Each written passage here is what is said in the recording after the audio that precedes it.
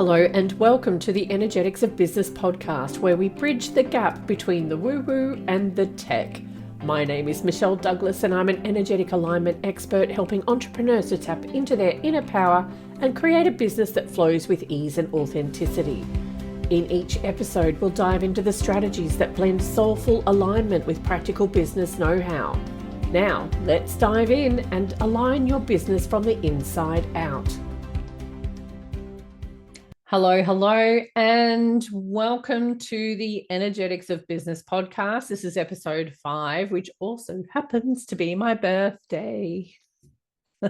Anywho, today we're going to be talking about imposter syndrome and how to overcome it, because I know myself personally, I have been victim to falling for the imposter syndrome thing, and it doesn't serve anyone. So I'm going to just take you through my thought processes and how I ended up overcoming it and stop being so afraid to put myself out there for fear of being judged or criticized or hated. Like, who doesn't have a fear of haters? That sort of thing. So the first thing to remember when you are finding that you are comparing yourself to someone else and therefore jumping into that imposter syndrome is to first stop doing that, because here's the thing. When you do that, you are more often than not comparing yourself to someone who is wired in a completely different way to you.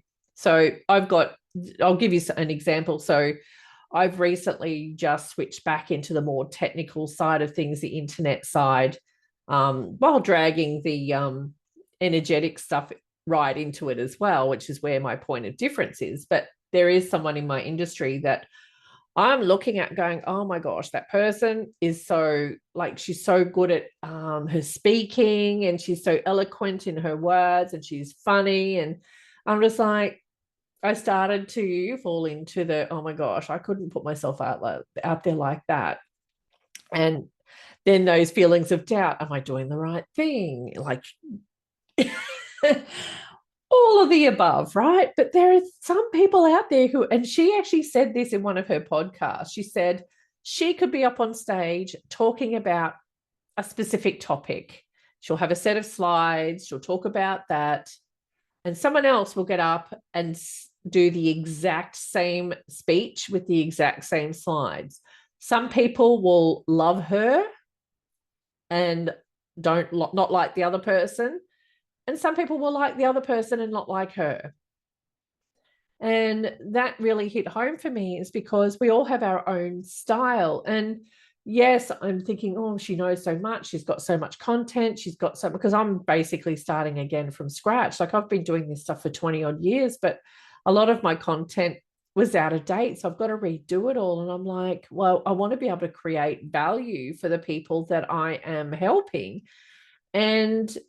But what I keep forgetting is that I need to give myself some credit. Like, I've just started. I've got to get some momentum building, and I will build more content. And as I work with certain clients on certain things and step them through a particular process, I'll record that becomes more content. So, and also too, that person that I'm looking at going, oh my God, she's doing so well, what about me? Well, we're wired probably, because I haven't looked at her Akashic records, but we are probably wired very, very differently. Like, I think I've recorded this particular episode about 27 times this morning, and it's purely because I am not that strong in my gift of self-expression. I'm the last person you should come to for help with context and fluffiness, because I'm like 1%. If you look at my record, I do these energy grids that gives you an idea of how you are wired, but across all of the energy centers and where your strengths and gifts and everything lie. Self-expression is my lowest. It's 1%. And now that I know that, I know when I need to ask for the help from another source to get the words and the fluffiness, because they're just not going to come out of me, because I'm just not there. I'm more of a step-by-step type person. So if you want someone to come and show you step-by-step, click here, do this, then do that, I'm your woman.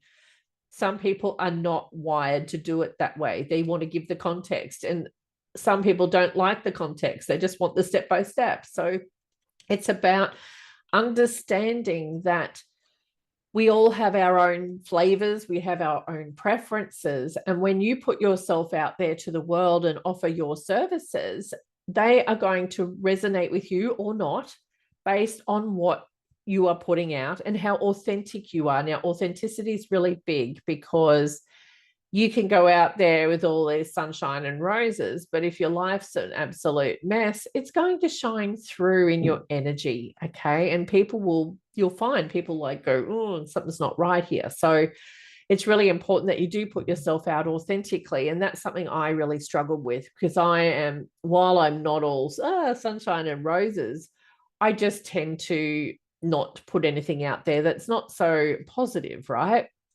And so a coach of mine said, no, you need to do stuff that's, how often do people see the real you? And I'm like, well, maybe not as often as, actually never. So what actually happened from there is that I started recording these videos. This is on my personal page and a little bit on my old business page. And I started putting these things out there about what I was learning about myself. So I recently learned that I was dealing with a fear of losing control, which hit me for six, really. I'm like, really? And it made sense. Like, I look back to certain times of my life where my life was out of control, and it was not always due to something I was doing. It was, there was something happening in my life that I just had no control over. And I thought that was it. But it turns out it started back when I was 5 years old in kindergarten, like an interaction with a teacher that was pretty horrible, actually. I look back and think, what was her problem? Anyway, we can't, we can't go there now. It's done. But I've learned a lot in the last couple of months about how that has actually been driving my behavior. And I put something out there about this fear, and I had so many people contact me about that. And it was just like, people resonate with that sort of thing. But like, it's not, and it wasn't a woe is me. It was just like, wow, I just learned this about myself, and now I'm working through how I'm going to deal with that fear. And that's what drew them in, because it resonated, and it was a real me moment, which what never used to be very common. And I'm still learning, and I'm still getting better at it now that I'm doing this mushing of the energy and the technical side of things together. It's going to be really interesting to see how I can do that. But yeah, so back to the imposter syndrome thing. I'm looking at my notes over here. It's really just about looking at you and what you are offering. You only need to be a few steps ahead of the people you're serving, minimum.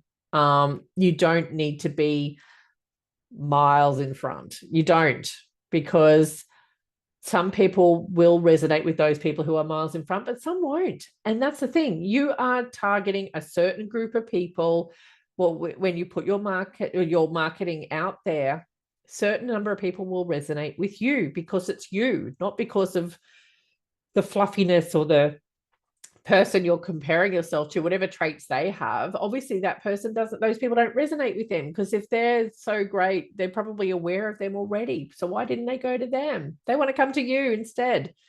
So it's about letting go of that fear of judgment. That's a biggie. And in this lifetime, you won't die if you are judged. Maybe 2, 3, 4, 5 lives ago, I've got a lot of clients who were murdered in past lives for their gifts. And if you're listening to this podcast and you're into the energy side of things, you were probably in that area of life where you might have been accused of being a witch and you were burnt at the stake or whatever. So now you have this underlying energy or program of fear running the show. And this is the stuff that we sort of clear in when we do the Akashic Records work. But yeah, you'd be amazed. So consciously, it is possible to sort of stop focusing on the fear of judgment, stuff like that, and go, you know what? I'm going to put myself out there. If people don't like me, they can unfollow me, they can unfriend. they're not my people if they don't want me to succeed. So that's one thing. And I learned to stop caring about what other people think a little while ago now. And it's about not comparing yourself with other people, because if you do that, you're comparing an apple with an orange potentially, because their wiring might be completely different. But also too, people might not resonate with that other person. It doesn't matter, because that means they will resonate with you, or they might resonate with someone else. So, but if you don't put yourself out there and share your gifts with the world, then no one knows you are even offering them. And so, yeah, a little bit of a quickie for me today, because it is my birthday. But yeah, just get yourself out there, let go of that judgment. Know that there are people that you can serve right now who are only a couple of steps behind, that will benefit greatly from what you have to offer. So I'll leave you with that one. Enjoy your weekend, and we will chat very soon.